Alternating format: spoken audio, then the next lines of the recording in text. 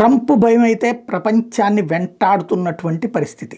ఏంటయ్యా అంటే అమెరికా రండి, అక్కడికి వచ్చి ఉత్పత్తి చేసుకోండి. ఇది ఒక ప్రధానమైనటువంటి అంశం. అదే సందర్భంలో ఇప్పటికే వివిధ ప్రాంతాలలో అక్కడ చర్చలు జరుగుతున్నాయి. ఏదైతే ఐస్ అనేటటువంటి పేరుతో ప్రత్యేకంగా ఏర్పాటు చేసినటువంటి వ్యవస్థ అక్రమ చొరబాటుదారులు పట్టుకుని అరెస్ట్ చేస్తుంది. వారం మొత్తం పనిచేయాల్సిందే, మొత్తం అమెరికా క్లీనప్ అయ్యే వరకు అన్నటువంటి ఆదేశాలు ఇచ్చారు. దాంతో ఇప్పటికే దాదాపు 1000 మందిని దాకా అరెస్ట్ చేశారు. అక్రమంగా అక్కడ నివాసం ఉంటున్నోళ్ళు, లేదా ఒక పర్పస్కి వచ్చి ఇంకొక పర్పస్ కింద ఉంటున్నటువంటి వాళ్ళు, ఒక ఏది అక్కడ ఏదో ఉంటున్నాం, ఇంట్లో ఉంటాం, ఇట్లాంటి లెక్కలు చెప్పుకొచ్చి అక్రమంగా ఉంటున్నటువంటి వాళ్ళు. ఇదంతా దీనికి తోడుగా ఏదైతే శరణార్థుల పేరుతో వచ్చి సెటిల్ అయినటువంటి వాళ్ళ మీద యాక్షన్స్ సీరియస్గా జరుగుతుంది.